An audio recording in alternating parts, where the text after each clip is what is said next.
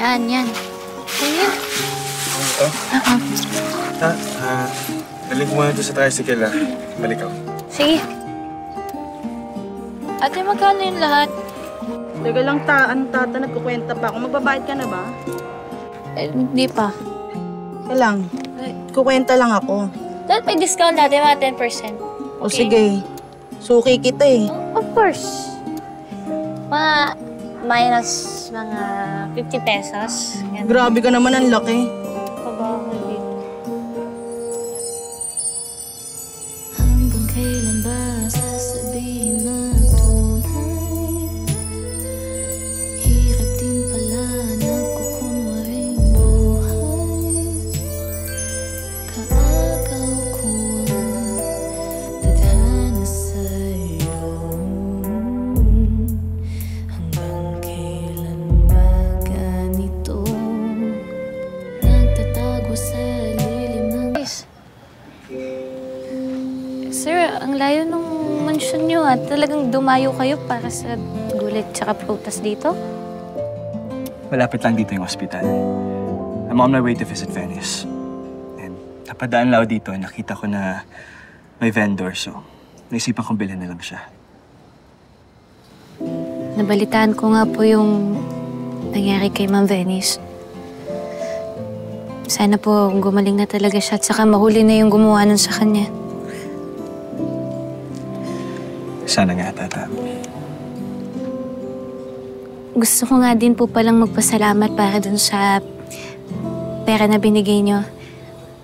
Ang laking tulong po kasi nun sa kidney transplant ni Nay Guapa eh. Gusto nga sana kitang puntahan, sir, para magpasalamat pero ayoko ng gulo. Naintindihan ko naman, Tata. Mahalaga, gumaling ng nanay mo. And you worked hard for that money. You deserve it, Tata.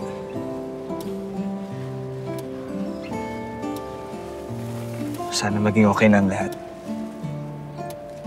And I hope maging okay na si Venice.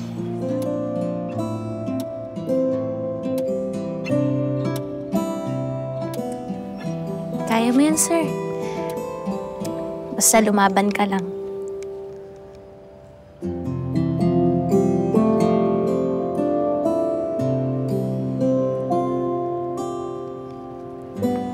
Teka. 44 na lang. Wala ko isang Sige pisa. na. Ay! 44. Sige na. Salamat, Thank you po. Ta. Ah? Uwi na tayo.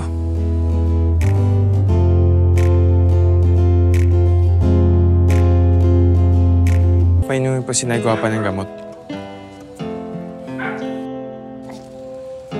Sige, Champot.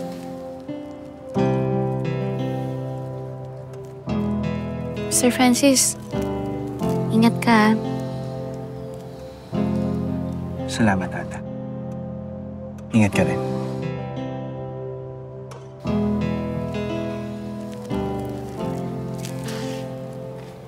Thank you, Te. Thank you.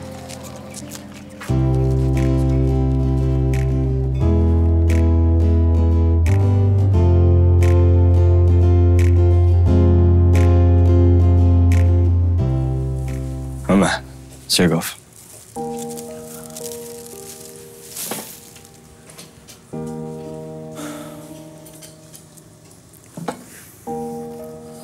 Kumusta na si Venice? Ipapahinga na. Pang-ilang surgery niya na pala to.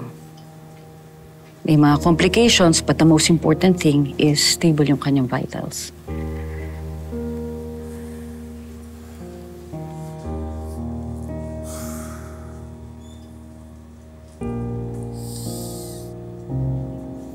I can't sleep.